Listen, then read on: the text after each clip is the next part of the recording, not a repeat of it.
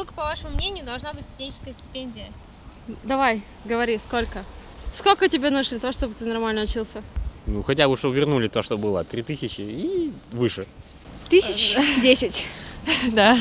Этого, конечно, нам не хватит. Да. Но это было бы оптимальным вариантом. Стипендия? 1010. 4000 студенту больше не надо.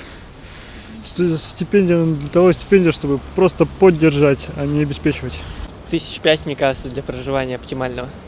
Потому что стоимость сейчас за общежитие поднялась, за электроэнергию тоже поднялась, и обучение тоже поднимается, говорят. 1005, наверное, я думаю, если я приехал откуда-то с районов. А так, в принципе, я думаю, что работать можно пойти, если денег не хватает. 3-4. Вот так вот. Не знаю, хотя бы 3500. Нет, это мало. Нет, не хватит никому, но, вы знаете, минимальная пенсия, по-моему, 1006, да? Или к этому так, к этому чересчур. Чем больше, тем лучше. Хотя бы, наверное, 1000. Да. Мне хотя бы что-то можно сделать. Да, 1010 надо.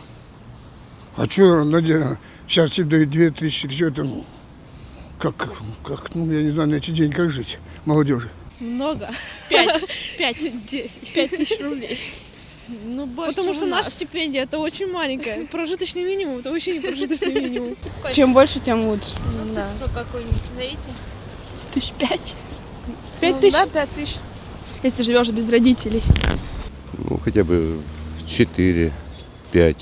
Не знаю, нам не хватает 10 10 даже, да? не хватает ничего, да.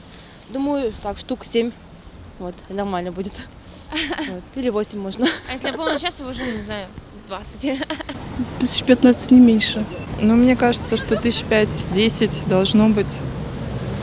Как минимум, не меньше, да. Потому что и на продукты, и на проживание надо. Люди-то приезжают с районов, тоже тут живут.